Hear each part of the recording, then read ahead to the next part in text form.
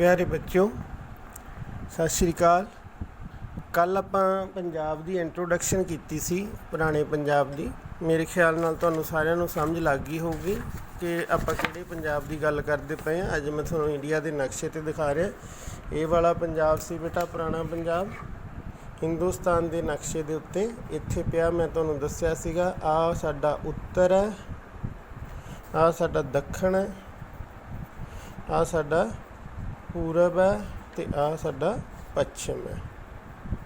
तो जदों भी असी पंजाब की गल करनी है तो पंजाब भारत की किहड़ी दिशा दे विच है? उत्तर पश्चिम दिशा दे विच। कल तुहानूं एक गल होर दसी सी कि जिहड़ा तुहानूं समझाया सीगा कि पंजाब नूं भारत का प्रवेश द्वार क्यों कहिंदे आ। कल मैं तुहानूं दस्सिया सी, अज नक्शे ते दस कि ये वाला सारा हिस्सा पानी है। इधर दी अंग्रेज़ों तो बिना होर कोई भी हमलावर नहीं भारत दे विच आया। जो समुद्री रस्तियां की खोज हो गई तो अंग्रेज़ सब तो पहला इधर दी आए सी कलकत्ते दे विच, ठीक है। तो इधरों होर कोई भी हमलावर भारत दे विच एंटर नहीं कर सकिया। इधर साडे जिहड़ा उत्तर दे विच आह वाला हिस्सा है, विशाल हिमालय पर्वत आ, जिन्हों पार करके कोई भी दुश्मन हिंदुस्तान च नहीं आ सकता। और आ जिहड़ा पंजाब आ, इहदी हद अफगानिस्तान नाल लगदी सी। इत्थे तुहानूं दस्से सी 5 दर्रे, दर्रा हुंदा पहाड़ां दे विच बनिया कुदरती रस्ता। तो सारे हमलावर हिंदुस्तान दे विच जां जिहड़ा वपार भी हुंदा सी हिंदुस्तान दे नाल, अफगानिस्तान दे रस्ते तुर्की वगैरह दा जां होरले इधरले ईरान, इराक, सीरिया, इन्हां दे नाल जिहड़ा भी वपार चलदा सी वो पंजाब दे रस्ते चलदा सी। हमलावर भी पंजाब दे रस्ते भारत दे विच एंटर करदे सी। तां इस करके पंजाब नूं असीं भारत दा प्रवेश द्वार कहने आ। कल तुहानूं ये वाला मैं टॉपिक दस्सिया सी, ठीक है। तां अज जिहड़ियां असीं बेटा करांगे पंजाब दीआं भूगोलिक विशेषतावां। पंजाब दीआं भूगोलिक विशेषतावां भाव कि ये जिहड़ा पंजाब आ, जिहड़ा मैं इस पंजाब की गल करना, असीं इस साल दे विच जदों भी गल करांगे तां इस पूरे वड्डे पंजाब की गल करांगे। तां इस पंजाब दीआं भूगोलिक विशेषतावां की है? भूगोलिक विशेषतावां दा मतलब हुंदा कि इत्थों की धरती किहो जी है, ठीक है, कि ये सारी प्लेन है, पहाड़ी है जां किहो जी धरती है। तो अज का जिहड़ा साडा टॉपिक है पंजाब दीआं भूगोलिक विशेषतावां। तो जदों असीं पंजाब नूं भूगोलिक तौर ते वंडदे आ तो पंजाब नूं असीं मेनली 3 भागां 'च वंडदे आ। पहला उत्तर अते उत्तर पश्चिम दीआं पहाड़ी शाखावां। सैकेंड उपजाऊ मैदान। नंबर 3 उप पहाड़ी खेतर जां इनू तराई का इलाका भी कहा जाए। अज असीं इसकी डिटेल देखांगे। इस पंजाब नूं जे असीं इहदी धरती नूं जे उपरों सैटेलाइट तो देखीए तो इस पंजाब की धरती किहो जी लगदी है।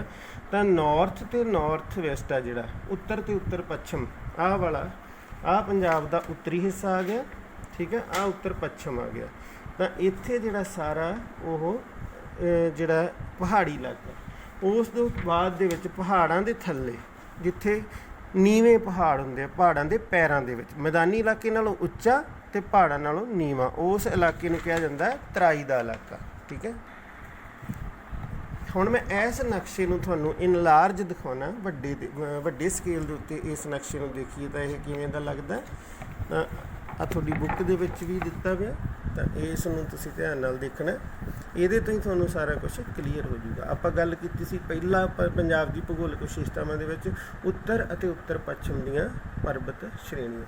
ਆ ਉੱਤਰ ਦੇ ਵਿੱਚ ਸਾਡੇ ਕਰਾਕੋਰਮ ਰੇਂਜ, ਉੱਪਰਲੇ ਪਾਸੇ ਹਿਮਾਲਿਆ ਮਾਊਂਟੇਨ ਆਉਂਦਾ ਸਾਡੇ ਪੰਜਾਬ ਦੇ, ਇਹਦੇ ਬਿਲਕੁਲ ਨਾਰਥ ਵਾਲੇ ਪਾਸੇ ਹਿਮਾਲਿਆ ਪਰਬਤ ਜਿਹਦੇ ਵਿੱਚ ਕਰਾਕੋਰਮ ਰੇਂਜ ਆ ਜਾਂਦੀ ਹੈ। ਅਤੇ ਜਿਹੜਾ ਪੱਛਮ ਵਾਲਾ ਪਾਸਾ ਭਾਵ ਜਿਹੜੀ ਹੱਦ ਦੀ ਸਾਡੀ ਅਫਗਾਨਿਸਤਾਨ ਨਾਲ ਲੱਗਦੀ ਸੀ, ਉੱਥੇ ਸੁਲੇਮਾਨ ਰੇਂਜ ਆ ਜਾਂਦੀ ਹੈ। ਇਹਨੂੰ ਹਿੰਦੂ ਕੁਸ਼ ਦੇ ਪਰਬਤ ਵੀ ਕਹਿੰਦੇ ਆ, ਹਿੰਦੂ ਕੁਸ਼ ਅਤੇ ਸੁਲੇਮਾਨ ਦੀਆਂ ਪਰਬਤ ਸ਼੍ਰੇਣੀਆਂ। ਤਾਂ ਕੱਲ੍ਹ ਮੈਂ ਤੁਹਾਨੂੰ ਗੱਲ ਕੀਤੀ ਸੀ ਇੱਕ ਬੇਟਾ, ਮੈਂ ਤੁਹਾਡੇ ਨਾਲ PPT ਸ਼ੇਅਰ ਕਰੂੰਗਾ, ਉਹਦੇ ਵਿੱਚ ਦर्रा खैबर ਦੀ ਫੋਟੋ ਵੀ ਬਣਾਈ ਹੋਈ ਹੈ, ਫੋਟੋ ਖਿੱਚੀ ਹੋਈ ਹੈ, ठीक है। सैटेलाइट इमेज ਲਈ ਵੀ ਆ, ਤੁਹਾਨੂੰ PPT ਭੇਜੂੰਗਾ, ਉਹਦੇ 'ਚ ਤੁਹਾਨੂੰ ਸਮਝ ਲੱਗ ਜੂਗੀ ਤਾਂ ਇਹਨਾਂ ਦੇ ਵਿੱਚ ਜਿਹੜੇ ਪੰਜਾਬ ਨੂੰ ਅਫਗਾਨਿਸਤਾਨ ਦੇ ਨਾਲ ਰਸਤੇ ਜੋੜਦੇ ਆ, ਉਹ ਕਿਹੜੇ ਕਿਹੜੇ ਰਸਤੇ ਆ? ਪਹਾੜਾਂ ਦੇ ਵਿੱਚ ਦर्रा, 5 ਦर्रे ਆ ਜਿਹੜੇ ਕੁਦਰਤੀ ਰਸਤੇ ਹੁੰਦੇ ਪਹਾੜਾਂ ਦੇ ਵਿੱਚ ਬਣੇ ਵੇ।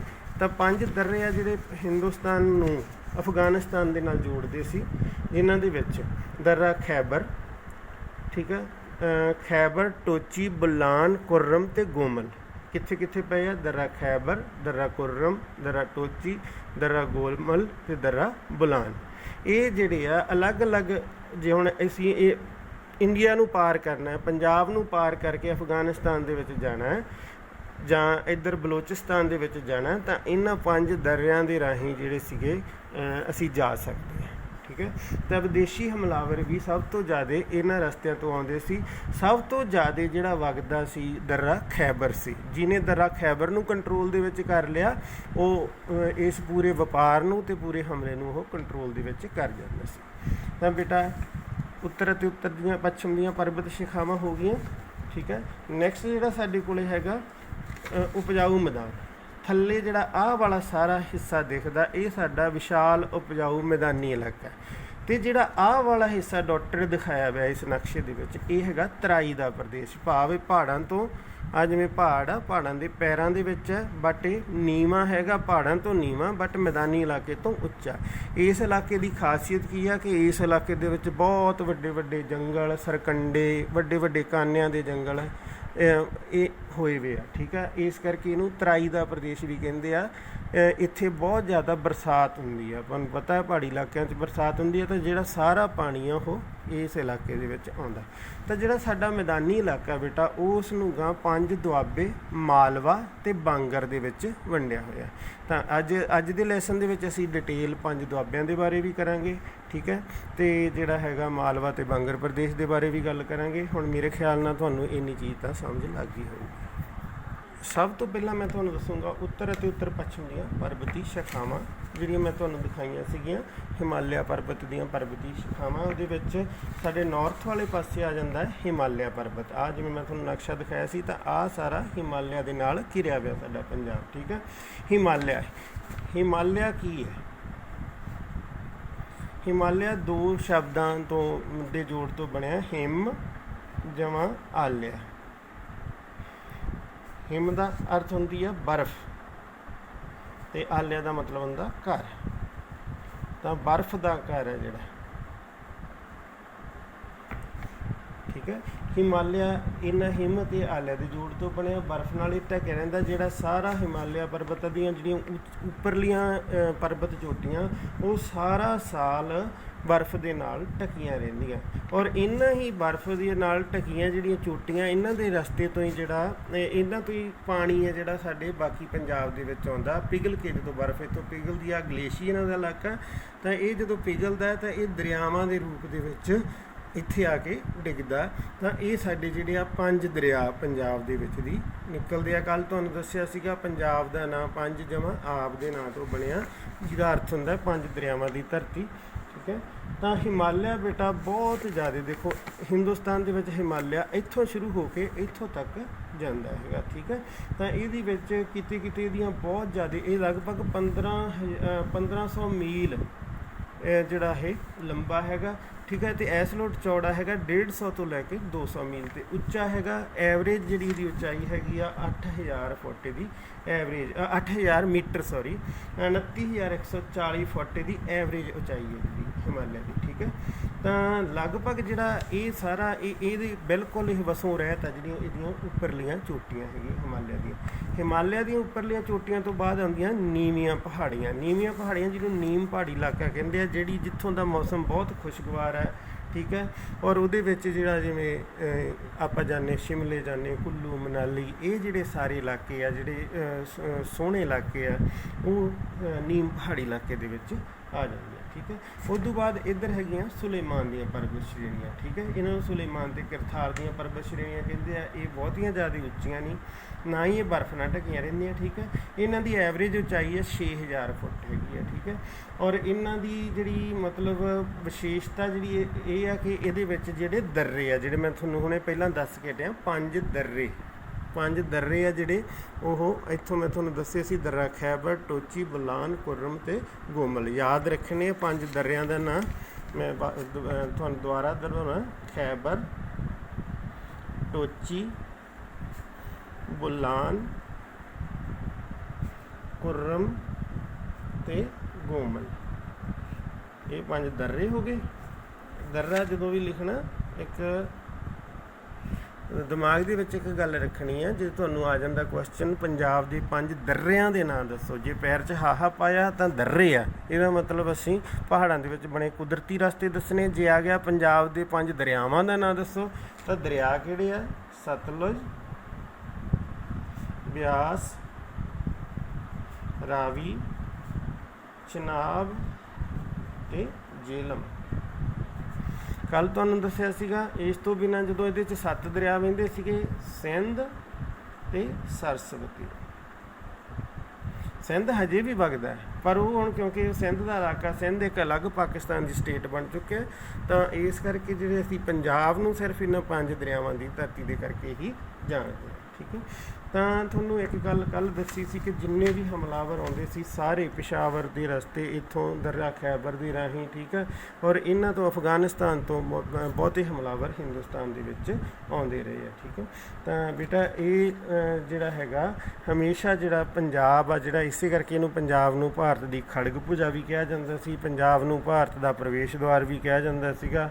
ਕੱਲ੍ਹ ਮੈਂ ਤੁਹਾਨੂੰ ਦੱਸਿਆ ਸੀ ਪਿਛਲੇ ਲੈਸਨ ਦੇ ਵਿੱਚ ਕਿ ਜਿਹੜਾ ਪੰਜਾਬ ਦੇ ਜੰਮਦਿਆਂ ਨੂੰ ਨਿੱਤ ਮੁਹਿੰਮਾਂ ਇਹ ਅਖਾਣਾ ਬਣੇ ਹੋਏ ਸੀ, ਇਹ ਵੀ ਸਾਡੇ ਇਸੇ ਕਰਕੇ ਬਣੇ ਹੋਏ ਸੀ।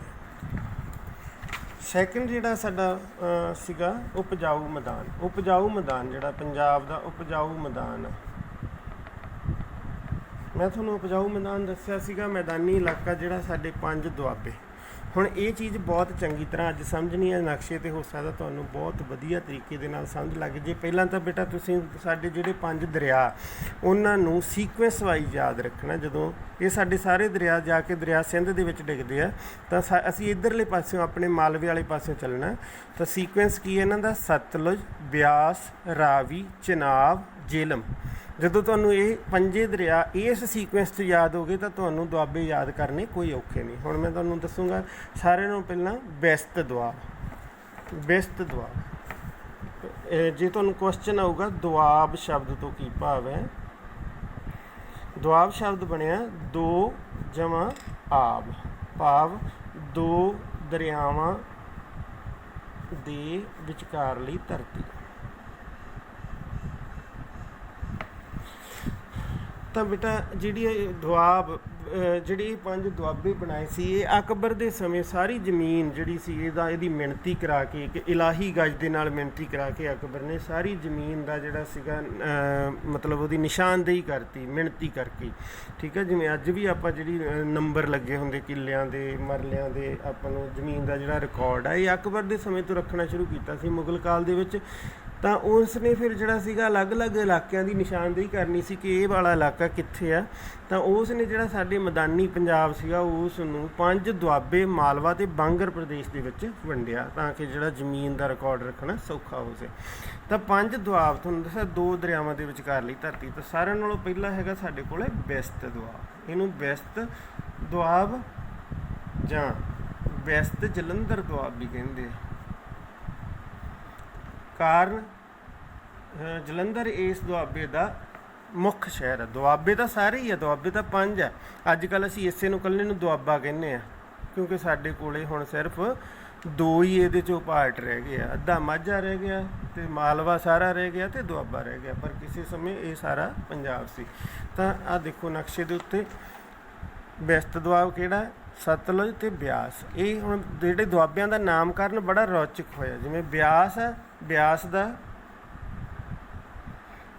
ਅਤੇ ਸਤਲੁਜ ਇਹਦੇ ਵਿਚਕਾਰਲਾ ਇਲਾਕਾ। ਬਿਆਸ ਦੀ ਬੱਬੇ ਸਿਆਰੀ ਲੈ ਲਈ, ਸਤਲੁਜ ਦਾ ਸੱਸਾ ਤੱਤਾ ਲੈ ਲਿਆ। ਇਹ ਦੁਆਬੇ ਸਾਰੇ ਇਵੇਂ ਬਣੇ ਆ, ਦੋਨਾਂ ਦਰਿਆਵਾਂ ਦੇ ਵਿੱਚੋਂ ਇੱਕ ਇੱਕ ਅੱਖਰ ਲੈ ਕੇ।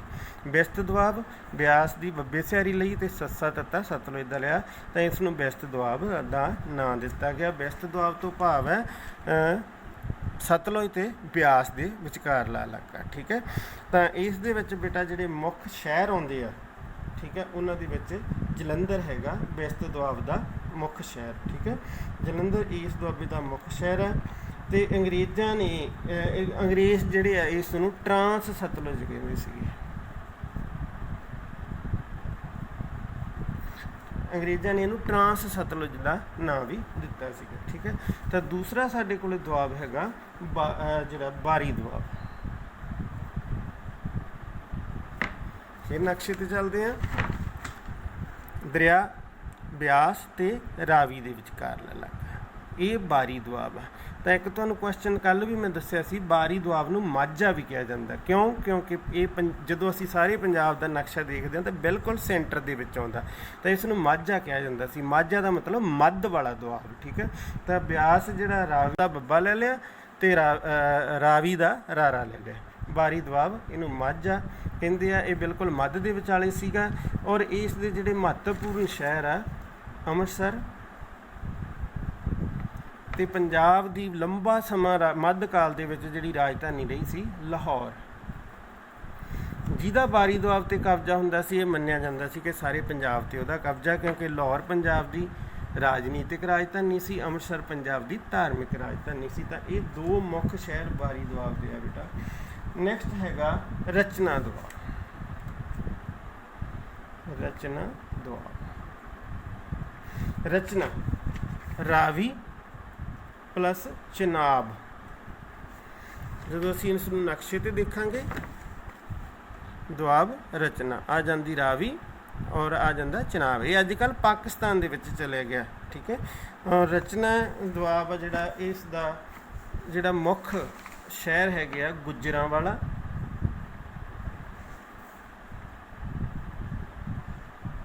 ਠੀਕ ਹੈ, ਔਰ ਸ਼ੇਖੂਪੁਰਾ। ਮਹਾਰਾਜਾ ਰਣਜੀਤ ਸਿੰਘ ਵੀ ਇਸ ਮਹਾਰਾਜਾ ਰਣਜੀਤ ਸਿੰਘ ਦੀ ਮਿਸਲ ਆਪਾਂ ਐਂਡ ਵਾਲੇ ਲੈਸਨ 'ਚ ਪੜ੍ਹਾਂਗੇ, ਉਹ ਰਚਨਾ ਦੁਆਬ ਦੇ ਵਿੱਚ ਆਉਂਦੀ ਸੀ। ਅੱਗੇ ਚੱਜ ਦੁਆਬ। ਚੱਜ ਦਾ ਚਨਾਬ ਪਲੱਸ ਜੇਹਲਮ। ਚਨਾਬ ਅਤੇ ਜੇਹਲਮ ਦੇ ਵਿਚਕਾਰਲਾ ਜਿਹੜਾ ਇਲਾਕਾ ਹੈਗਾ ਉਸ ਨੂੰ ਚੱਜ ਦੁਆਬ ਕਿਹਾ ਜਾਂਦਾ ਸੀਗਾ।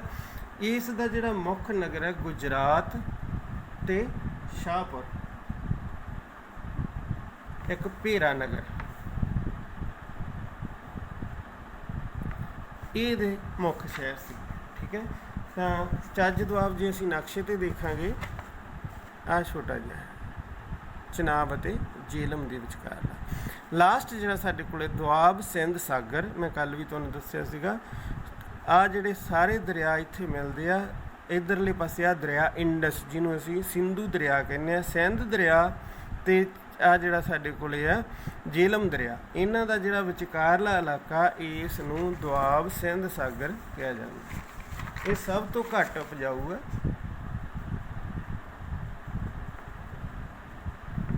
ਦੁਆਬ ਸਿੰਧ ਸਾਗਰ, ਠੀਕ ਹੈ, ਇਹ ਸਭ ਤੋਂ ਘੱਟ ਉਪਜਾਊ ਹੈ, ਠੀਕ ਹੈ। ਔਰ ਜਿਹੜਾ ਇਸ ਦੀ ਕੋਈ ਬਹੁਤ ਹੀ ਜ਼ਿਆਦਾ ਪ੍ਰਸਿੱਧੀ ਨਹੀਂ, ਕਿਉਂਕਿ ਜ਼ਿਆਦਾ ਮਾਰੂਥਲੀ ਜਿਹਾ ਇਲਾਕਾ ਹੈ, ਜ਼ਮੀਨ ਬਿਲਕੁਲ ਇਸ ਦੀ ਉਪਜਾਊ।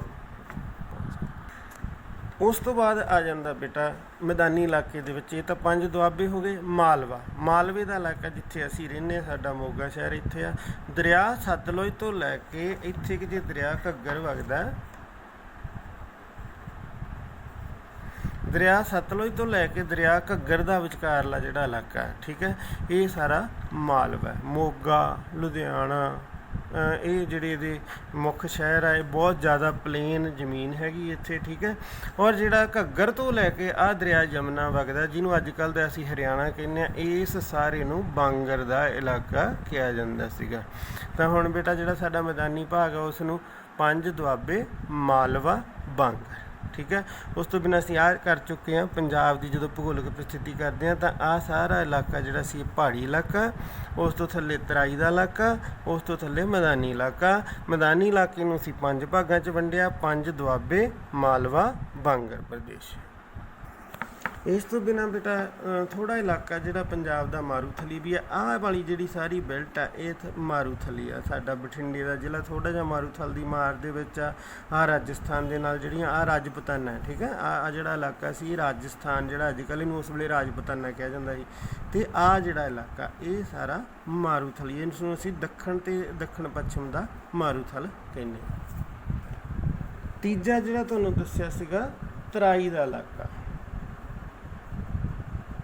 ਜਾਂ ਜਿਹਨੂੰ ਅਸੀਂ ਨੀਮ ਪਹਾੜੀ ਪੈਰਾਂ ਦੇ ਵਿੱਚ, ਪਹਾੜਾਂ ਦੇ ਪੈਰਾਂ ਦੇ ਵਿਚਲਾ ਜਿਹੜਾ ਇਲਾਕਾ, ਠੀਕ ਹੈ। ਇਸ ਦੇ ਵਿੱਚ ਬੇਟਾ ਮੈਂ ਤੁਹਾਨੂੰ ਪਹਿਲਾਂ ਵੀ ਦੱਸਿਆ ਸੀਗਾ ਕਿ ਜਿੱਥੇ ਜਾ ਕੇ ਪਹਾੜ ਮੁੱਕ ਜਾਂਦੇ ਆ ਪਰ ਮੈਦਾਨੀ ਇਲਾਕੇ ਨਾਲੋਂ ਉੱਚਾ, ਠੀਕ ਹੈ। ਪੀਰ ਪੰਜਾਲ ਦੀਆਂ ਅਤੇ ਸ਼ਿਵਾਲਿਕ ਦੀਆਂ ਪਰਬਤ ਸ਼੍ਰੇਣੀਆਂ ਇਸ ਇਲਾਕੇ ਦੇ ਵਿੱਚ ਆਉਂਦੀਆਂ, ਠੀਕ ਹੈ। ਇਸ ਦੇ ਵਿੱਚ ਜਿਹੜੀਆਂ ਹੈਗੀਆਂ ਇਹਦੀ ਚੌੜਾਈ ਲਗਭਗ 100 ਮੀਲ ਹੈ, ਅਤੇ 100 ਮੀਲ ਤੋਂ ਲੱਗ ਕੇ 200 ਮੀਲ ਤੱਕ ਇਹ ਚੌੜਾ ਹੈਗਾ, ਠੀਕ ਹੈ।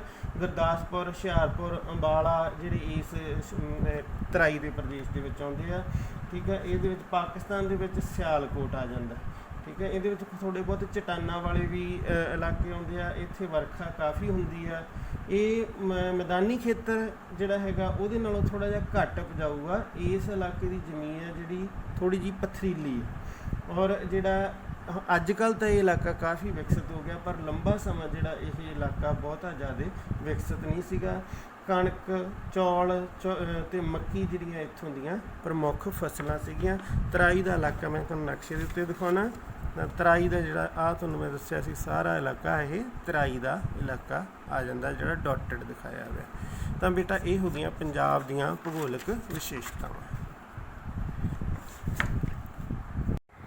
ਬੇਟਾ ਹੁਣ ਜਿਹੜਾ ਅਸੀਂ ਟੌਪਿਕ ਕਰ ਰਹੇ ਹਾਂ, ਜਾਂ ਆਪਾਂ ਪਿਛਲੇ ਟੌਪਿਕ ਦੇ ਵਿੱਚ ਦੇਖ ਲਈਆਂ ਪੰਜਾਬ ਦੀਆਂ ਭੂਗੋਲਿਕ ਵਿਸ਼ੇਸ਼ਤਾਵਾਂ, ਹੁਣ ਅਸੀਂ ਦੇਖਾਂਗੇ ਪੰਜਾਬ ਦੀਆਂ ਇਹ ਭੂਗੋਲਿਕ ਵਿਸ਼ੇਸ਼ਤਾਵਾਂ ਦਾ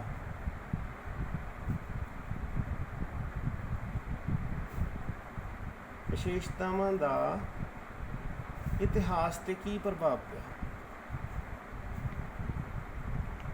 ਹੁਣ ਤੁਸੀਂ ਸਮਝ ਹੀ ਚੁੱਕੇ ਆ ਕਿ ਪੰਜਾਬ ਆ ਜਿਹੜਾ ਇੱਥੇ ਪਿਆ, ਠੀਕ ਹੈ। ਔਰ ਹਿੰਦੁਸਤਾਨ ਦੇ ਇਸ ਦਾ ਮੈਂ ਤੁਹਾਨੂੰ ਸਾਰਾ ਕੁਝ ਸਮਝਾਤਾ ਕਿ ਹਿੰਦੁਸਤਾਨ ਦੀ ਉੱਤਰ ਪੱਛਮ ਦੇ ਵਿੱਚ ਹੈ। ਹਿੰਦੁਸਤਾਨ ਦਾ ਪ੍ਰਵੇਸ਼ ਦੁਆਰ ਹੈ। ਪ੍ਰਵੇਸ਼ ਦੁਆਰ ਇਹ ਆਪਦੀ ਭੂਗੋਲਿਕ ਵਿਸ਼ੇਸ਼ਤਾ ਕਰਕੇ ਹੀ ਹੈ, ਠੀਕ ਹੈ। ਤਾਂ ਸਭ ਤੋਂ ਪਹਿਲਾਂ ਜਿਹੜਾ ਅਸੀਂ ਇਸ ਦੇ ਦੇਖਾਂਗੇ, ਇਸ ਦੇ ਕੀ ਪ੍ਰਭਾਵ ਪਏ, ਪੰਜਾਬ ਦੀਆਂ ਭੂਗੋਲਿਕ ਵਿਸ਼ੇਸ਼ਤਾਵਾਂ ਦੇ ਕੀ ਪ੍ਰਭਾਵ ਪਏ। ਸਭ ਤੋਂ ਪਹਿਲਾਂ ਸਾਡੇ ਕੋਲ ਹੈਗੇ ਆ ਰਾਜਨੀਤਿਕ ਖੇਤਰ ਦੇ ਵਿੱਚ। ਜੇ ਤੁਹਾਨੂੰ ਕੁਐਸਚਨ ਆਉਂਦਾ ਰਾਜਨੀਤਿਕ ਖੇਤਰ ਵਿੱਚ ਕੀ ਪ੍ਰਭਾਵ ਪਏ, ਤਾਂ ਸਭ ਤੋਂ ਪਹਿਲਾ ਪ੍ਰਭਾਵ ਤਾਂ ਇਹੀ ਹੈ ਕਿ ਪੰਜਾਬ ਭਾਰਤ ਦਾ ਪ੍ਰਵੇਸ਼ ਦੁਆਰ ਜਾਂ ਡਿਊੜੀ, ਪੰਜਾਬ ਨੂੰ ਭਾਰਤ ਦਾ ਪ੍ਰਵੇਸ਼ ਦੁਆਰ ਕਿਹਾ ਜਾਂਦਾ, ਠੀਕ ਹੈ। ਇਹ ਪ੍ਰਭਾਵ ਆ ਇਹਦਾ, ਉਹ ਮੈਂ ਤੁਹਾਨੂੰ ਪਹਿਲਾਂ ਵੀ ਬਹੁਤ ਡਿਟੇਲ ਦੇ ਵਿੱਚ ਦੱਸ ਚੁੱਕਿਆ ਕਿ ਇਸ ਭੂਗੋਲਿਕ ਪਰਿਸਥਿਤੀ ਦੇ ਕਾਰਨ, ਭੂਗੋਲਿਕ ਪਰਿਸਥਿਤੀ ਭਾਵ ਪੰਜਾਬ ਇੱਥੇ ਹੋਣ ਕਰਕੇ। ਹੁਣ ਤੁਸੀਂ ਇੱਕ ਦੇਖੋ, ਜਿਹੜਾ ਨੇਪਾਲ ਦੇਸ਼ ਹੈ, ਨੇਪਾਲ ਇੱਥੇ ਆ, ਇਹਦੀ ਭੂਗੋਲਿਕ ਪਰਿਸਥਿਤੀ ਆ ਕਿ ਇਹ ਇੱਥੇ ਆ ਹਿਮਾਲਿਆ ਦੇ ਪੈਰਾਂ 'ਚ, ਔਰ ਇਹ ਦੇਸ਼ ਅੱਜ ਤੱਕ ਗੁਲਾਮ ਨਹੀਂ ਹੋ ਸਕਿਆ। ਕਿਉਂਕਿ ਇਸ ਦੀ ਭੂਗੋਲਿਕ ਪਰਿਸਥਿਤੀ ਹੋਈ ਇੰਨੀ ਵਧੀਆ, ਇਹ ਲੁਕਿਆ ਬੈਠਾ, ਇਹਨੂੰ ਕੁਦਰਤ ਨੇ ਆਪਦੀ ਗੋਦ ਦੇ ਵਿੱਚ ਲੁਕੋ ਕੇ ਰੱਖਿਆ ਹੋਇਆ, ਇਸ ਕਰਕੇ ਨੇਪਾਲ ਕਦੇ ਗੁਲਾਮ ਨਹੀਂ ਹੋਇਆ। ਔਰ ਪੰਜਾਬ ਇੱਥੇ ਆ, ਪੰਜਾਬ ਸਦੀਆਂ ਤੋਂ ਗੁਲਾਮ ਰਿਹਾ। ਪੰਜਾਬ ਤੋਂ ਇੱਕ ਹਮਲਾਵਰ ਛੱਡਦਾ ਸੀ ਅਤੇ ਦੂਜਾ ਨੱਪ ਲੈਂਦਾ ਸੀਗਾ। ਸਾਨੂੰ ਲੜਨਾ ਪਿਆ ਪੰਜਾਬ ਦੇ ਲੋਕਾਂ ਨੂੰ, ਠੀਕ ਹੈ। ਔਰ ਜਿਹੜਾ ਇਹ ਪਹਿਲਾ ਜਿਹੜਾ ਰਾਜਨੀਤਿਕ ਖੇਤਰ ਦੇ ਵਿੱਚ ਪ੍ਰਭਾਵ ਹੈ ਕਿ ਪੰਜਾਬ ਭਾਰਤ ਦਾ ਪ੍ਰਵੇਸ਼ ਦੁਆਰ ਹੈ। ਇਹ ਆਪਦੀ ਭੂਗੋਲਿਕ ਉਪਸਥਿਤੀ ਇੱਥੇ ਸਥਿਤ ਹੋਣ ਕਰਕੇ ਇਹ ਭਾਰਤ ਦਾ ਪ੍ਰਵੇਸ਼ ਦੁਆਰ ਬਣੇ, ਠੀਕ ਹੈ। ਔਰ ਇਸ ਦੇ ਮੈਂ ਤੁਹਾਨੂੰ ਦੱਸ ਚੁੱਕਿਆ ਕਿ ਇੱਧਰਲੇ ਪਾਸੇ 5 ਦर्रे ਆ, ਕਿਉਂਕਿ ਹਿੰਦੁਸਤਾਨ ਬਾਕੀ ਤਿੰਨਾਂ ਪਾਸਿਆਂ ਤੋਂ ਸੁਰੱਖਿਅਤ ਹੈ। ਇੱਧਰੋਂ ਪਾਣੀ ਨਾਲ ਸੁਰੱਖਿਅਤ ਸੀ, ਔਰ ਇੱਧਰੋਂ ਹਿਮਾਲਿਆ ਪਰਬਤ ਨਾਲ ਸੁਰੱਖਿਅਤ ਹੈ। ਔਰ ਓਨਲੀ ਪੰਜਾਬ ਹੀ ਇੱਕ ਇਹੋ ਜਿਹਾ ਸਟੇਟ ਸੀ ਜਿਹਦੇ ਵਿੱਚ ਇੱਥੇ ਮੈਂ ਤੁਹਾਨੂੰ ਦੱਸਿਆ ਸੀਗਾ ਸੁਲੇਮਾਨ ਦੀਆਂ ਹਿੰਦੂਕੁਸ਼ ਪਰਬਤ, ਸੁਲੇਮਾਨ ਦੀਆਂ ਪਰਬਤ ਸ਼੍ਰੇਣੀਆਂ, ਔਰ ਉਹਨਾਂ ਪਰਬਤਾਂ ਦੇ ਵਿੱਚ ਕੁਦਰਤੀ ਰਸਤੇ ਬਣੇ ਹੋਏ ਆ, ਪਹਾੜਾਂ ਦੇ ਵਿੱਚ ਬਣੇ ਹੋਏ ਕੁਦਰਤੀ ਰਸਤੇ ਐਂ ਵਲਦਾਰ ਬਣੇ ਹੁੰਦੇ ਆ। ਉਹ ਕੁਦਰਤੀ ਰਸਤੇ ਆ ਜਿਹੜੇ ਉਹ ਪੰਜਾਬ ਨੂੰ ਅਫਗਾਨਿਸਤਾਨ ਦੇ ਨਾਲ ਜੋੜਦੇ ਸੀ, ਜਿਹਦੇ ਕਰਕੇ ਜਿੰਨੇ ਹਮਲਾਵਰ ਆਉਂਦੇ ਸੀ ਇਹਨਾਂ ਰਸਤਿਆਂ ਦੇ ਵਿੱਚ ਦੀ ਆਉਂਦੇ ਸੀ ਔਰ ਪੰਜਾਬ ਦੇ ਉੱਤੇ ਕਬਜ਼ਾ ਕਰਦੇ ਸੀ। ਔਰ ਜਦੋਂ ਵੀ ਉਹ ਇੱਧਰ ਦੀ ਆਉਂਦੇ ਸੀਗੇ, ਔਰ ਸਭ ਤੋਂ ਪਹਿਲਾਂ ਸਮਝ ਲਓ ਹਿੰਦੁਸਤਾਨ ਦਾ ਦਰਵਾਜ਼ਾ ਦर्रे ਹੀ ਸੀਗੇ, ਜਿਹੜਾ ਵੀ ਹਮਲਾਵਰ ਇਹਨਾਂ ਦਰਿਆਂ ਨੂੰ ਪਾਰ ਕਰਕੇ ਪੰਜਾਬ ਦੇ ਵਿੱਚ ਪ੍ਰਵੇਸ਼ ਕਰ ਜਾਂਦਾ ਸੀ ਉਹ ਹਿੰਦੁਸਤਾਨ 'ਚ ਪ੍ਰਵੇਸ਼ ਕਰ ਗਿਆ। ਬਸ ਇਹ ਥੋੜ੍ਹੀਆਂ ਜਿਹੀਆਂ ਜਿਹੜੇ ਸਾਡੇ 5 ਦਰਿਆ ਸੀ ਇਹ ਮਾੜੀਆਂ ਮੋਟੀਆਂ ਰੋਕਾਂ ਲਾਉਂਦੇ ਸੀ, ਇਸ ਕਰਕੇ ਪੰਜਾਬ ਦੇ ਲੋਕਾਂ ਨੂੰ ਉਹਨਾਂ ਦੇ ਨਾਲ ਹਮਲਾਵਰਾਂ ਦੇ ਨਾਲ ਸਭ ਤੋਂ ਪਹਿਲਾਂ ਲੜਨਾ ਪੈਂਦਾ ਸੀਗਾ।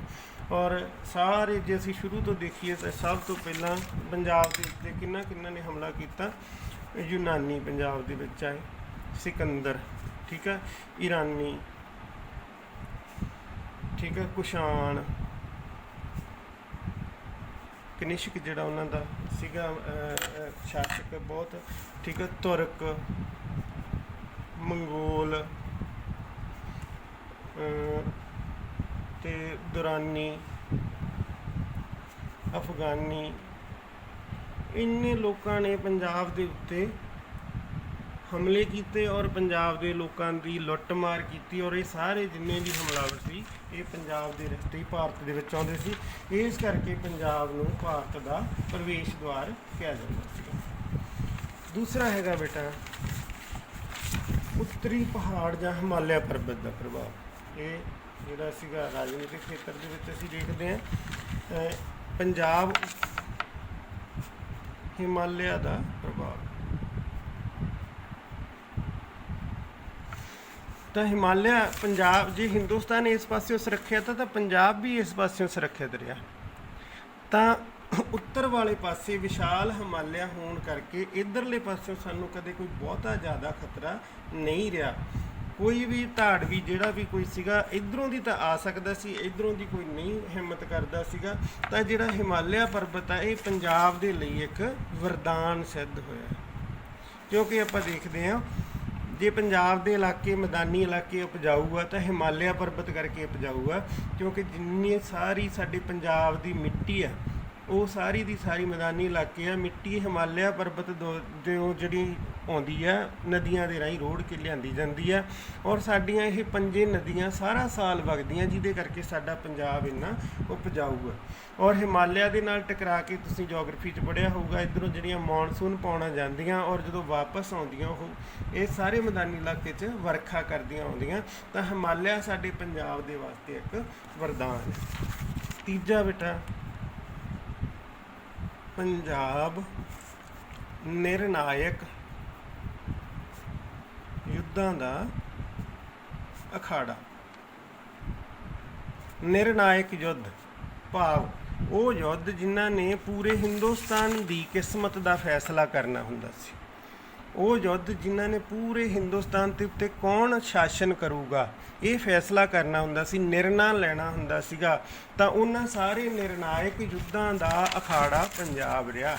ਕਿਹੜੇ ਪੰਜਾਬ ਦੇ ਵਿੱਚ ਜਿਹੜੇ ਮੁੱਖ ਯੁੱਧ ਲੜੇ ਗਏ? ਸਾਰਿਆਂ ਨਾਲੋਂ ਪਹਿਲਾਂ ਜੇ ਪੁਰਾਣੇ ਸਮੇਂ ਤੋਂ ਆਪਾਂ ਦੇਖੀਏ ਤਾਂ ਮਹਾਂਭਾਰਤ ਦਾ ਯੁੱਧ। ਮਹਾਂਭਾਰਤ ਦਾ ਯੁੱਧ ਵੀ ਸਾਡੇ ਪੰਜਾਬ ਦੇ ਵਿੱਚ, ਇੱਥੇ ਕੁਰੂਕਸ਼ੇਤਰ ਹੈ ਹਰਿਆਣੇ ਦੇ ਵਿੱਚ। ਹਰਿਆਣਾ ਤਾਂ ਹਜੇ ਕੱਲ੍ਹ ਬਣਿਆ, 1966 'ਚ ਹੋਂਦ ਦੇ ਵਿੱਚ ਆਇਆ। ਮੈਂ ਪਿਛਲੇ ਲੈਸਨ 'ਚ ਤੁਹਾਨੂੰ ਸਮਝਾ ਚੁੱਕਿਆ ਨਾ। ਜਿਹੜਾ ਹਰਿਆਣੇ ਦੇ ਵਿੱਚ ਕੁਰੂਕਸ਼ੇਤਰ ਹੈ ਇਹ ਪੰਜਾਬ ਦਾ ਹੀ ਹਿੱਸਾ ਸੀਗਾ। ਤਾਂ ਸਾਰਿਆਂ ਨਾਲੋਂ ਪਹਿਲਾਂ ਜਿਹੜਾ ਮਹਾਂਭਾਰਤ ਦਾ ਯੁੱਧ ਆ ਉਹ ਵੀ ਪੰਜਾਬ ਦੇ ਵਿੱਚ ਲੜਿਆ ਗਿਆ, ਠੀਕ ਆ। ਉਸ ਤੋਂ ਬਾਅਦ ਮਹਾਂਭਾਰਤ ਦਾ ਯੁੱਧ, ਪਾਣੀਪਤ ਦੀਆਂ 3 ਲੜਾਈਆਂ। ਪਾਣੀਪਤ ਦੀ ਪਹਿਲੀ ਲੜਾਈ, ਠੀਕ ਹੈ, 1526 ਅਪ੍ਰੈਲ 1526 ਨੂੰ ਲੜੀ ਗਈ ਸੀ। ਕਿਹਦੇ ਵਿਚਕਾਰ? ਬਾਬਰ ਤੇ ਇਬਰਾਹਿਮ ਲੋਧੀ। ਥਰਡ ਲੈਸਨ ਦੇ ਵਿੱਚ ਤੁਹਾਨੂੰ ਚੰਗੀ ਤਰ੍ਹਾਂ ਕਰਾਵਾਂਗੇ ਕਿਵੇਂ ਬਾਬਰ ਨੇ ਹਮਲੇ ਕੀਤੇ ਹਿੰਦੁਸਤਾਨ ਦੇ ਉੱਤੇ ਤੇ ਔਰ ਕਿਹੜੇ ਤਰੀਕੇ ਦੇ ਨਾਲ ਪਾਣੀਪਤ ਦੀ ਲੜਾਈ, ਉਹਦੇ ਵਿੱਚ ਆਪਾਂ ਡਿਟੇਲਡ ਕਰਾਂਗੇ। ਬਟ ਹੁਣ ਮੈਂ ਤੁਹਾਨੂੰ ਦੱਸਦਾ ਬਾਬਰ ਕੌਣ ਸੀ? ਬਾਬਰ ਅਫਗਾਨਿਸਤਾਨ ਤੋਂ ਆਇਆ ਸ਼ਾਸਕ ਸੀ ਔਰ ਹਿੰਦੁਸਤਾਨ ਦੇ ਉੱਤੇ ਉਸ ਵੇਲੇ ਇਬਰਾਹਿਮ ਲੋਧੀ ਦਾ ਰਾਜ ਸੀਗਾ। ਤਾਂ 25 ਅਪ੍ਰੈਲ ਸ਼ਾਇਦ 25 ਘੱਟ ਮਾੜਾ ਜਿਹਾ 21 ਅਪ੍ਰੈਲ 1526 ਨੂੰ ਬਾਬਰ ਤੇ ਇਬਰਾਹਿਮ ਲੋਧੀ ਦੇ ਵਿਚਕਾਰ ਜਿਹੜੀ ਪਹਿਲੀ ਲੜਾਈ ਹੋਈ ਸੀ ਉਹ ਪਾਣੀਪਤ ਦੇ ਸਥਾਨ ਤੇ ਹੋਈ ਸੀ ਔਰ ਇਸ ਦੇ ਵਿੱਚ ਇਬਰਾਹਿਮ ਲੋਧੀ ਮਾਰਿਆ ਗਿਆ ਔਰ ਹਿੰਦੁਸਤਾਨ ਦਾ ਨਿਰਣਾ ਕੀ ਹੋਇਆ? ਹਿੰਦੁਸਤਾਨ ਦੀ ਕਿਸਮਤ ਦਾ ਫੈਸਲਾ ਹੋਇਆ ਕਿ ਹਿੰਦੁਸਤਾਨ ਦੇ ਉੱਤੇ ਮੁਗਲਾਂ ਦਾ ਕਬਜ਼ਾ ਹੋ ਗਿਆ। ਤੁਰਕ ਇਬਰਾਹਿਮ ਲੋਧੀ ਬੇਸਿਕਲੀ ਤੁਰਕ ਸੀ, ਔਰ ਜਿਹੜਾ ਉਸ ਸਮੇਂ ਨੂੰ ਅਸੀਂ ਕਹਿੰਦੇ ਸੀ ਦਿੱਲੀ ਸਲਤਨਤ ਕਾਲ। ਤਾਂ ਦਿੱਲੀ ਸਲਤਨਤ ਦੇ ਰਾਜ ਦਾ ਅੰਤ ਹੋ ਗਿਆ ਔਰ ਮੁਗਲਾਂ ਦੇ ਰਾਜ ਦੀ ਸ਼ੁਰੂਆਤ ਹੋ ਗਈ। ਲੋਧੀਆਂ ਦਾ ਸ਼ਾਸਨ ਖਤਮ ਹੋ ਗਿਆ, ਮੁਗਲਾਂ ਦਾ ਰਾਜ ਸ਼ੁਰੂ ਹੋ ਗਿਆ। ਦੂਜੀ ਪਾਣੀਪਤ ਦੀ ਲੜਾਈ 1556 ਅਕਬਰ ਤੇ ਹੇਮੂ ਦੇ ਵਿਚਕਾਰ ਹੋਈ। ਅਕਬਰ ਸੀਗਾ ਬਾਬਰ ਦਾ ਪੋਤਾ, ਠੀਕ ਹੈ, ਔਰ ਹੇਮੂ ਉਸ ਦੇ ਨਾਲ ਲੜਿਆ 1556 ਦੇ ਵਿੱਚ। ਇਸ ਨੇ ਫਿਰ ਫੈਸਲਾ ਕੀਤਾ ਕਿ ਹਿੰਦੁਸਤਾਨ ਦੇ ਉੱਤੇ ਲੰਬਾ ਸਮਾਂ ਅਕਬਰ ਦਾ ਰਾਜ ਰਹੂਗਾ। ਪਾਣੀਪਤ ਦੀ ਦੂਜੀ ਲੜਾਈ ਦੇ ਵਿੱਚ ਹੇਮੂ ਦੀ ਅੱਖ ਦੇ ਵਿੱਚ ਤੀਰ ਵੱਜਣ ਦੇ ਨਾਲ ਜਿਹੜਾ ਸੀਗਾ ਅਕਬਰ ਇਸ ਲੜਾਈ ਨੂੰ ਜਿੱਤ ਗਿਆ, ਔਰ ਪਾਣੀਪਤ ਦੀ ਦੂਜੀ ਲੜਾਈ ਨੇ ਹਿੰਦੁਸਤਾਨ ਦਾ ਫਿਰ ਕਿਸਮਤ ਦਾ ਫੈਸਲਾ ਕੀਤਾ ਕਿ ਹਿੰਦੁਸਤਾਨ ਦੇ ਉੱਤੇ ਮੁਗਲਾਂ ਦਾ ਹੀ ਕਬਜ਼ਾ ਰਹੂਗਾ। ਪਾਣੀਪਤ ਦੀ ਤੀਜੀ ਲੜਾਈ 1761 ਦੇ ਵਿੱਚ ਇਹ ਹੋਈ ਸੀ ਮਰਾਠਿਆਂ ਅਤੇ ਅਹਿਮਦ ਸ਼ਾਹ ਅਬਦਾਲੀ। ਇਸ ਨੇ ਫਿਰ ਫੈਸਲਾ ਕੀਤਾ, ਮਰਾਠੇ ਸਾਰੇ ਹਿੰਦੁਸਤਾਨ ਦੇ ਉੱਤੇ ਕਬਜ਼ਾ ਕਰ ਚੁੱਕੇ ਸੀ। ਆਹ ਵਾਲੀ ਬੈਲਟ ਤੇ ਇਧਰੋਂ ਅੰਗਰੇਜ਼ ਆ ਰਹੇ ਸੀਗੇ। ਜਦੋਂ ਤੱਕ ਮਰਾਠੇ ਜੇ ਇਸ ਲੜਾਈ ਨੂੰ ਮਰਾਠੇ ਜਿੱਤ ਜਾਂਦੇ ਤਾਂ ਅੰਗਰੇਜ਼ਾਂ ਦਾ ਵੀ ਹੌਸਲਾ ਨਹੀਂ ਸੀ ਪੈਣਾ। ਅੰਗਰੇਜ਼ ਤਾਂ ਉਦੋਂ ਤੱਕ ਹਜੇ ਤੱਕ ਇੱਥੋਂ ਤੱਕ ਸੀਮਤ ਸੀ 1761 ਤੱਕ, ਔਰ ਮਰਾਠੇ ਦੱਖਣੀ ਭਾਰਤ ਤੋਂ ਲੱਗ ਕੇ ਲਗਭਗ ਸਾਰਾ ਪੰਜਾਬ ਨੂੰ ਵੀ ਜਿੱਤ ਚੁੱਕੇ ਸੀਗੇ, ਔਰ ਉਹਨਾਂ ਨੇ ਅਫਗਾਨਾਂ ਦੀ ਜਿਹੜੀ ਸੀਗੀ ਸ਼ਕਤੀ ਨੂੰ ਵੰਗਾਰਿਆ ਸੀਗਾ। ਔਰ ਪਾਣੀਪਤ ਦੇ ਸਥਾਨ ਦੇ ਉੱਤੇ ਤੀਜੀ ਲੜਾਈ ਹੋਈ, ਉਸ ਦੇ ਵਿੱਚ ਮਰਾਠੇ ਬੁਰੀ ਤਰ੍ਹਾਂ ਹਾਰ ਗਏ ਔਰ ਅਹਿਮਦ ਸ਼ਾਹ ਅਬਦਾਲੀ ਜਿੱਤ ਗਿਆ। ਔਰ ਹਿੰਦੁਸਤਾਨ ਦੀ ਕਿਸਮਤ ਦਾ ਕੀ ਫੈਸਲਾ ਹੋਇਆ ਕਿ ਮਰਾਠਿਆਂ ਦੀ ਸ਼ਕਤੀ ਖਤਮ ਹੋ ਗਈ। ਪਾਣੀਪਤ ਦੀ ਲੜਾਈ ਦਾ ਹੀ ਨਤੀਜਾ ਨਿਕਲਿਆ ਕਿ ਉਸ ਤੋਂ ਬਾਅਦ ਜਿਹੜਾ ਸੀ ਪੰਜਾਬ, ਇਸ ਦੇ ਵਿੱਚ ਛੋਟੀਆਂ-ਛੋਟੀਆਂ ਸਿੱਖ ਰਿਆਸਤਾਂ ਹੋਂਦ ਦੇ ਵਿੱਚ ਆਈਆਂ, ਜਿਨ੍ਹਾਂ ਨੂੰ ਅਸੀਂ ਸਿੱਖ ਮਿਸਲਾਂ ਕਹਿੰਦੇ ਹਾਂ। ਜੇ ਪਾਣੀਪਤ ਦੀ ਲੜਾਈ ਦੇ ਵਿੱਚ ਮਰਾਠੇ ਜਿੱਤ ਜਾਂਦੇ ਤਾਂ ਹੋ ਸਕਦਾ ਇੱਕੋ ਉਹਨਾਂ ਦਾ ਰਾਜ ਹੁੰਦਾ ਔਰ ਸਿੱਖ ਮਿਸਲਾਂ ਹੋਂਦ ਦੇ ਵਿੱਚ ਨਾ ਆਉਂਦੀਆਂ, ਨਾ ਮਹਾਰਾਜਾ ਰਣਜੀਤ ਸਿੰਘ ਦਾ ਰਾਜ ਹੁੰਦਾ। ਤਾਂ ਇਹ ਜਿਹੜਾ ਸੀਗਾ ਸਾਰੇ ਨਿਰਣਾਇਕ ਯੁੱਧ ਜਿਵੇਂ ਆਪਾਂ ਕਹਿੰਦੇ ਹਾਂ, ਉਹ ਸਾਰੇ ਪੰਜਾਬ ਦੀ ਧਰਤੀ ਦੇ ਉੱਤੇ ਹੋਏ। ਇਸ ਤੋਂ ਬਿਨਾਂ ਬੇਟਾ ਤਰੈਣ ਦੀਆਂ ਦੋ ਲੜਾਈਆਂ 1191 ਤੇ 1192 ਪ੍ਰਿਥਵੀ ਰਾਜ ਚੌਹਾਨ ਦੇ ਨਾਲ ਜਿਹੜੀ ਸੀਗੀ ਇਹ ਤੇ ਮੁਹੰਮਦ ਗੌਰੀ ਦੇ ਵਿਚਕਾਰ ਹੋਈ। ਪਹਿਲੀ ਲੜਾਈ ਪ੍ਰਿਥਵੀ ਰਾਜ ਚੌਹਾਨ ਜਿੱਤ ਗਿਆ, ਦੂਜੀ ਲੜਾਈ ਮੁਹੰਮਦ ਗੌਰੀ ਜਿੱਤ ਗਿਆ, ਜਿਹਦੇ ਨਾਲ ਹੀ ਪੰਜਾਬ ਦੀ ਧਰਤੀ ਦੇ ਉੱਤੇ ਜਿਹੜਾ ਸੀਗਾ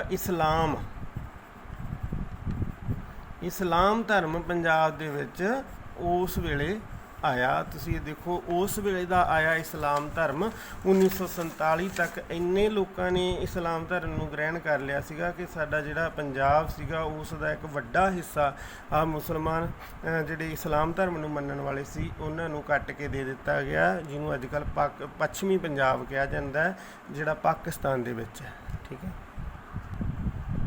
ਰਾਜਨੀਤਿਕ ਖੇਤਰ ਦੇ ਵਿੱਚ ਚੌਥਾ ਪ੍ਰਭਾਵ ਬੇਟਾ ਪੰਜਾਬੀਆਂ ਲਈ ਸਦੀਆਂ ਤੱਕ ਚੱਲਣ ਵਾਲੇ ਕਸ਼ਟ।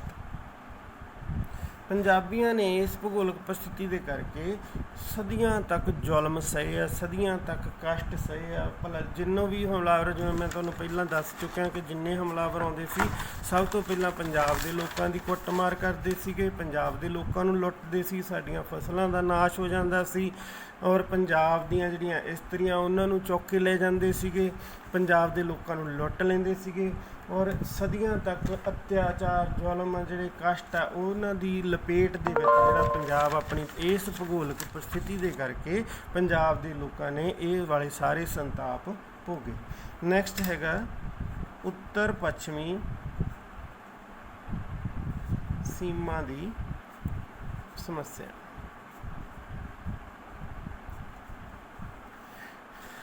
ਉੱਤਰ ਪੱਛਮੀ ਸੀਮਾ, ਮੈਂ ਤੁਹਾਨੂੰ ਆਹੀ ਦੱਸਿਆ ਕਿ ਹਿੰਦੁਸਤਾਨ ਦੇ ਵਿੱਚ ਪੰਜਾਬ ਦੀ ਜਿਹੜੀ ਉੱਤਰ ਪੱਛਮੀ ਸੀਮਾ ਇਹਦੇ ਵਿੱਚ ਦर्रे ਆ, ਔਰ ਇਸ ਭੂਗੋਲਿਕ ਪ੍ਰਸਥਿਤੀ ਦੇ ਕਰਕੇ ਜਿਹੜਾ ਜਿੰਨੇ ਹਮਲਾਵਰ ਆਉਂਦੇ ਸੀ ਸਭ ਤੋਂ ਪਹਿਲਾਂ ਪੰਜਾਬ ਦੇ ਵਿੱਚ ਆਉਂਦੇ ਸੀ, ਔਰ ਜਿਹੜੇ ਵੀ ਸ਼ਾਸਕ ਨੇ ਇਸ ਸੀਮਾ ਨੂੰ ਸਟਰੋਂਗਲੀ ਬਲੌਕ ਕਰਕੇ ਰੱਖਿਆ, ਉਸ ਸ਼ਾਸਕ ਦਾ ਰਾਜ ਬਚਿਆ ਰਿਹਾ। ਆਪਾਂ ਦੇਖਦੇ ਹਾਂ ਮਹਾਰਾਜਾ ਰਣਜੀਤ ਸਿੰਘ ਨੇ ਉਸ ਨੇ ਇਸ ਸੀਮਾ ਦੇ ਉੱਤੇ ਪੂਰਾ ਪਹਿਰਾ ਦਿੱਤਾ। ਔਰ ਉਸ ਤੋਂ ਵੀ ਪਹਿਲਾਂ ਜੇ ਅਸੀਂ ਦਿੱਲੀ ਸਲਤਨਤ ਕਾਲ ਦੇ ਵਿੱਚ ਵੀ ਗੱਲ ਕਰੀਏ, ਜਿੰਨੇ ਵੀ ਹਿੰਦੁਸਤਾਨ ਦੇ ਸ਼ਾਸਕ ਹੁੰਦੇ ਸੀ ਜਿਹੜੇ ਇਸ ਸੀਮਾ ਨੂੰ ਕੰਟਰੋਲ ਕਰ ਲੈਂਦੇ ਸੀ ਉਹ ਹਿੰਦੁਸਤਾਨ 'ਤੇ ਰਾਜ ਕਰ ਲੈਂਦੇ ਸੀ। ਜਿਹੜੇ ਇਸ ਸੀਮਾ ਤੋਂ ਢਿੱਲੇ ਪੈ ਜਾਂਦੇ ਸੀ, ਉੱਤਰ ਪੱਛਮ ਦੀ ਸੀਮਾ ਤੋਂ, ਉਹਨਾਂ ਦਾ ਰਾਜ ਜਿਹੜਾ ਖੋਇਆ ਜਾਂਦਾ ਸੀ।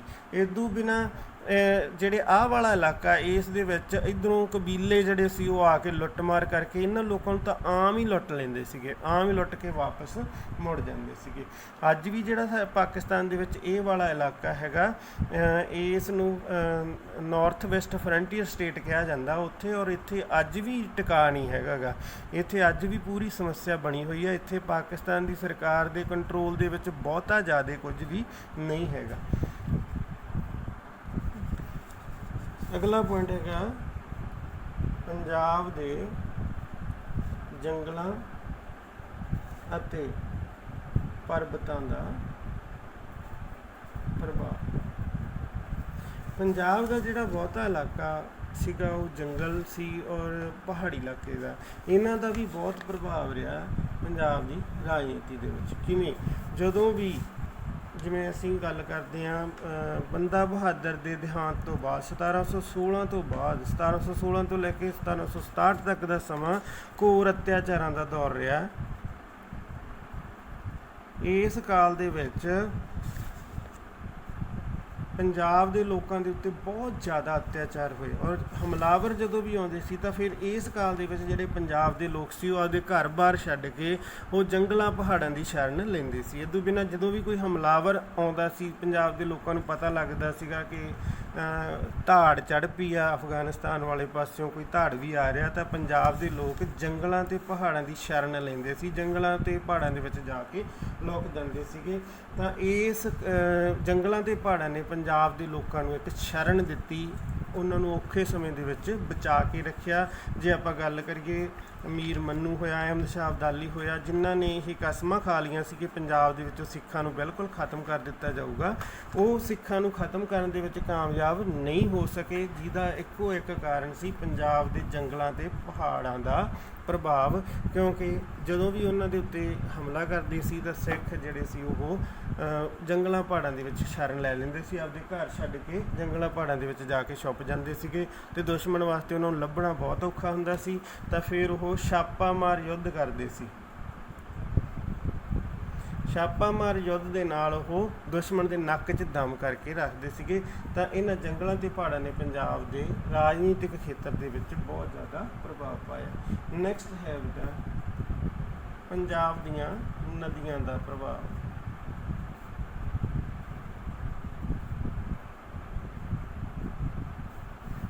ਪੰਜਾਬ ਹਿਮਾਲਿਆ ਦਾ ਤੋਹਫਾ ਹੈ, ਠੀਕ ਹੈ। ਔਰ ਪੰਜਾਬ ਦੇ ਵਿੱਚ ਆਪਾਂ ਤੁਹਾਨੂੰ ਦੱਸਿਆ 5 ਨਦੀਆਂ ਵਗਦੀਆਂ, ਸਤਲੁਜ, ਬਿਆਸ, ਰਾਵੀ, ਚਨਾਬ, ਜੇਹਲਮ, ਸਿੰਧ। ਤਾਂ ਪੰਜਾਬ ਦੀਆਂ ਨਦੀਆਂ ਨੇ ਵੀ ਇੱਥੋਂ ਦੇ ਇਤਿਹਾਸ ਨੂੰ ਬਹੁਤ ਪ੍ਰਭਾਵਿਤ ਕੀਤਾ। ਉਹ ਕਿਵੇਂ?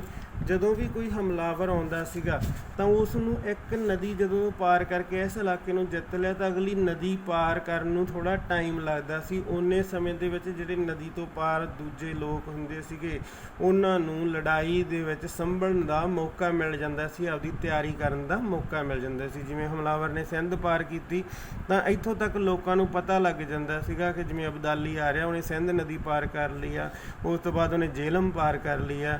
ਆਪਾਂ ਸਭ ਤੋਂ ਪਹਿਲਾਂ ਸਿਕੰਦਰ ਅਤੇ ਪੋਰਸ ਦਾ ਯੁੱਧ ਦੇਖਦੇ ਹਾਂ। ਸਿਕੰਦਰ ਅਤੇ ਪੋਰਸ ਦਾ ਯੁੱਧ ਵੀ ਜੇਹਲਮ ਨਦੀ ਦੇ ਕਿਨਾਰੇ 'ਤੇ ਲੜਿਆ ਗਿਆ ਸੀਗਾ ਔਰ ਸਿਕੰਦਰ ਇੱਥੋਂ ਤੱਕ ਜਿੱਤਦਾ ਹੋਇਆ ਆ ਗਿਆ ਸੀ, ਬਟ ਉਹ ਬਿਆਸ ਨਦੀ ਨੂੰ ਪਾਰ ਨਹੀਂ ਕਰ ਸਕਿਆ ਸੀ ਔਰ ਉਸ ਦਾ ਜਿਹੜਾ ਰਾਜ ਸੀ ਬਿਆਸ ਤੋਂ ਪਿੱਛੇ ਰਹਿ ਗਿਆ। ਤਾਂ ਪੰਜਾਬ ਦੀਆਂ ਨਦੀਆਂ ਨੇ ਇੱਕ ਰੋਕ ਦਾ ਕੰਮ ਕੀਤਾ ਦੁਸ਼ਮਣ ਦੇ ਨਿਰੰਤਰ ਵਾਧੇ ਨੂੰ।